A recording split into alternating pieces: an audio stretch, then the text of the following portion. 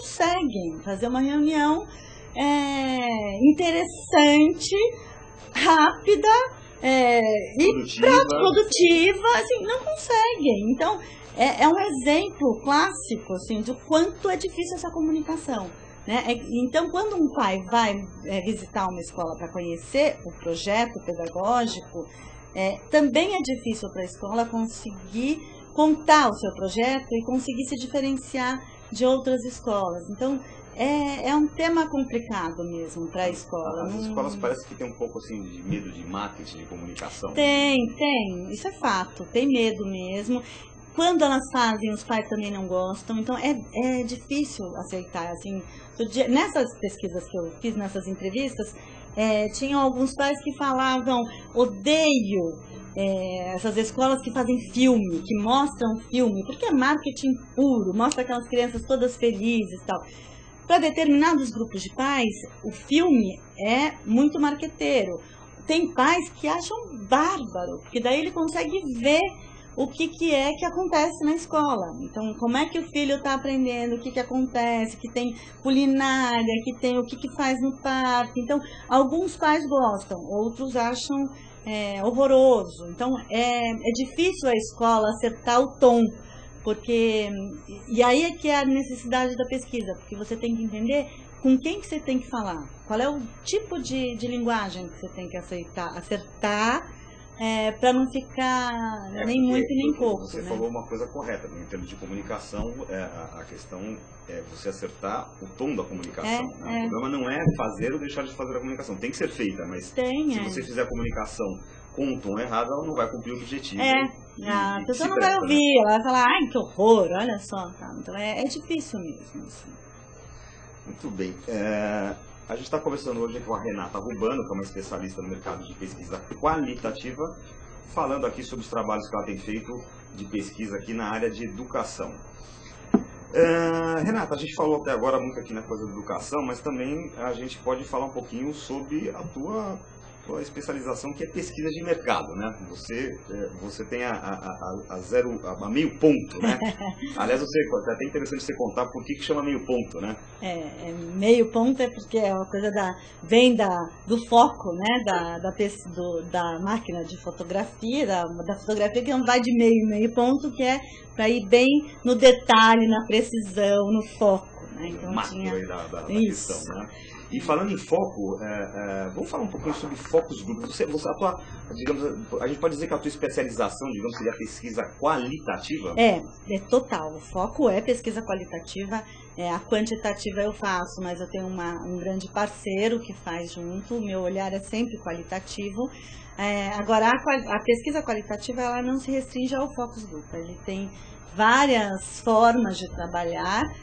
Então, desde entrevista em profundidade, entrevista com grupos, o que a gente chama entrevista em home. Então, eu acompanho a vida de uma pessoa na casa, vejo como é que ela almoça, o que ela tem no banheiro, tal, que tipo de produtos que compõem o cenário dela, o que ela consome, desde valores também. Então, tem várias técnicas, várias formas que nos auxiliam nessa pesquisa qualitativa. Agora, né? Esse tipo de pesquisa qualitativa, eu sempre achei, e até quero conversar um pouquinho com você para esclarecer o pessoal, é uma coisa complexa, né? Porque se você deu o exemplo da pesquisa em home, você vai e de repente passa um dia ou 2 dias junto com uma pessoa, né? Aí eu fico pensando, será que ela está sendo natural? Ela não aguenta. No começo a gente fica... É como uma pesquisa em grupo, não sei se você já viu, que é numa sala de pesquisa, tem um espelho.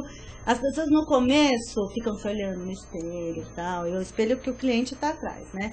Se incomodam com o espelho, só que a gente fica 2 horas, e daí chega uma hora que ela esquece que tem, desmonta, chega uma hora que não dá mais. E é a mesma coisa, o princípio, quando a gente está acompanhando essa pessoa, o dia a dia dessa pessoa. No começo, ela aguenta, ela mantém uma persona, só que chega uma hora que não dá, o filho entra na conversa, e aí ela dá uma bronca no filho, então aí ela sai do papel que ela tá querendo representar de mãe boazinha e descamba, entendeu? Não dá. E como a gente assim procura tem em algumas situações que a gente filma e tal, mas em geral a gente só grava. A coisa fica muito imperceptível, ela esquece também. Então dá para considerar. Eu também que assim, a pesquisa qualitativa, ela depende, ela fica muito na dependência do profissional, né?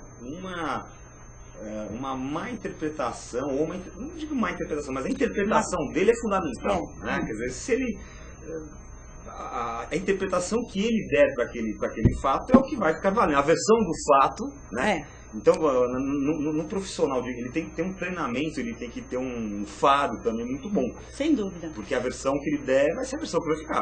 A versão, não só na análise, mas também na condução.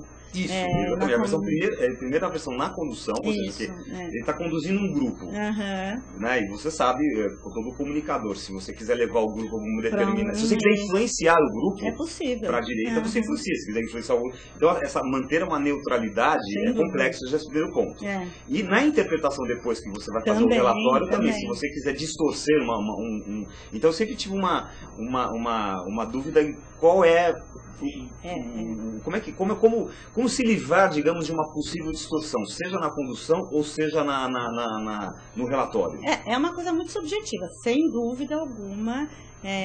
Tem que ter essa clareza que a gente tem esse poder. Isso eu acho a primeira coisa, né? Que a gente tem o poder e a gente tem que estar atento o tempo inteiro do quanto que a gente fez uma pergunta mal feita. Porque a gente faz pergunta mal feita, isso é humano, a gente faz. E aí a gente ter essa consciência de que acho que eu errei aqui para poder trabalhar com esse dado, né? Não, ou no próprio momento, ou então depois na análise. Mas isso é possível, sem dúvida. Mas é a arte, né? É a arte do trabalho, exatamente. As pesquisas qualitativas, elas são usadas... Como é que elas podem ser bem utilizadas? Como é que o cliente, quando utilizar uma pesquisa qualitativa?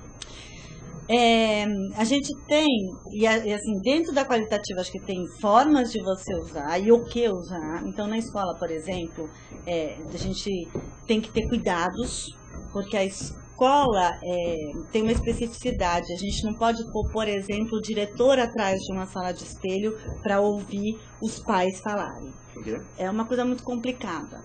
A escola é diferente de um produto que você compra uma Coca-Cola e que o dono da Coca-Cola, o presidente da Coca-Cola não precisa, ele não vai se incomodar se eu falo que a Coca-Cola está horrorosa. Enquanto que o diretor da escola ou o professor vai se incomodar sim quando o pai falar alguma coisa da escola. É uma relação muito próxima, muito pessoal.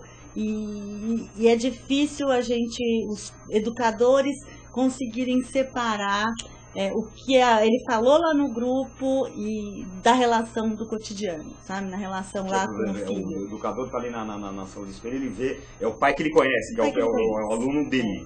Então isso. Aí ele pode... ele conta história, ele sabe história, ele fala, ele relaciona. Então ele está falando isso, mas o ano passado... Leva pro pessoal. Ele sabe o que aquele pai já falou, o que ele já ajudou aquele aluno. Então é uma coisa muito complicada. Então eu não coloco nunca grupos para a escola, por uma questão ética, por uma preocupação com os pais e também uma preocupação com a escola, porque o que acontece? O meu papel, quando eu sou moderadora de um grupo, não é nunca defender nem a empresa que eu estou trabalhando e nem a escola. Eu tenho que ter uma neutralidade.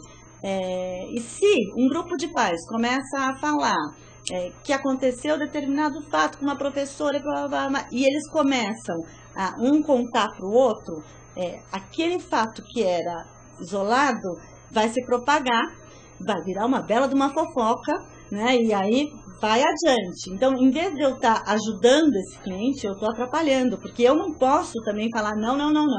isto não aconteceu, eu não posso defender a escola e eu, na verdade, virei uma fonte propagadora de um boato, de um fato, aí, alguma o papel coisa assim. como condutora disso daí, digamos assim, é neutralizar isso daí e voltar para o foco da conversa. Mas, na verdade, eu não faço focus group com escolas, com pais. Isso eu não faço, é uma coisa que eu sou radicalmente contra colocar grupos, pais juntos pais de uma determinada escola. Aí a técnica mais indicada seria uma entrevista individual em profundidade. Isso.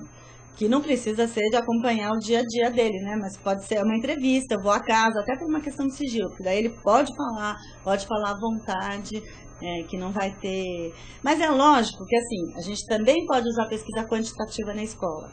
A gente também pode usar a pesquisa a qualitativa com um grupo de alunos, aí sim, aí dá.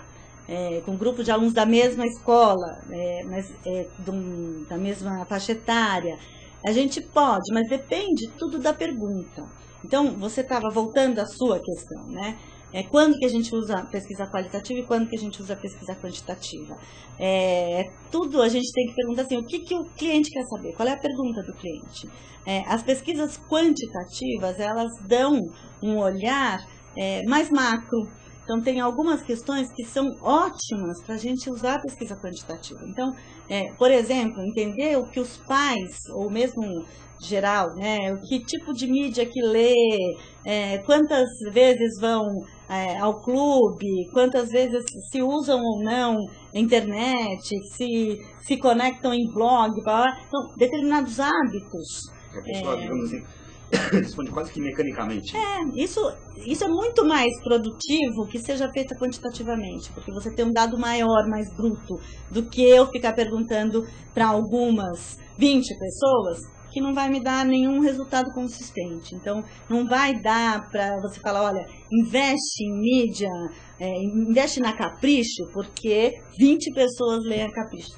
O que adianta? 20 pessoas lerem a Capricho? Então, não estatisticamente resolve. Não tem. Estatisticamente não tem. Então, aí nesse caso, por exemplo, é muito mais interessante uma pesquisa quantitativa. Gente. Quantas pessoas leem a Folha, então vou anunciar na Folha ou não. Né? Agora, uma curiosidade também que eu tenho, quer dizer, a questão da escolha da amostra. Né? As pessoas são humanas, né? Tem pessoas sensatas, tem pessoas inteligentes, tem pessoas histéricas, tem pessoas prolixas, tem pessoas, né? Sem dúvida. Existe entrevistas que são descartadas?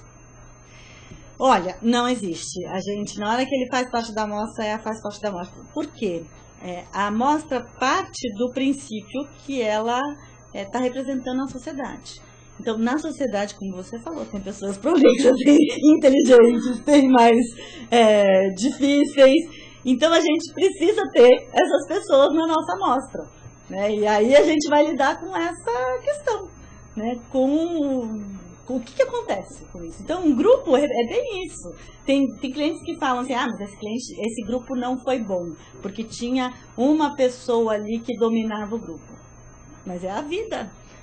Quantas vezes você vai num jantar e tem um que fica falando, mostrando e contando e dando aula? É assim, né? Então, é um poder que essa pessoa tem. Como fica o papel do moderador quando você tem uma pessoa que realmente influencia o grupo e ela acaba quase que ela conduzindo a opinião de todo mundo. Direcionando o foco. É lógico que a gente tem que dar uma placada, mas o importante é entender que tipo de argumentos que ele dá e o que acontece com o grupo.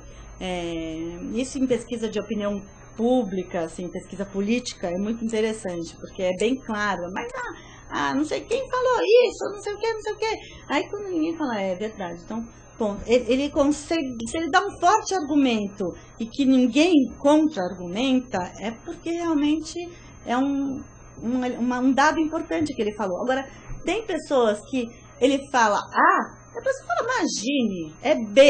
E aí ele consegue reagir e a arte da pesquisa é exatamente entender isso. Olha, isso daqui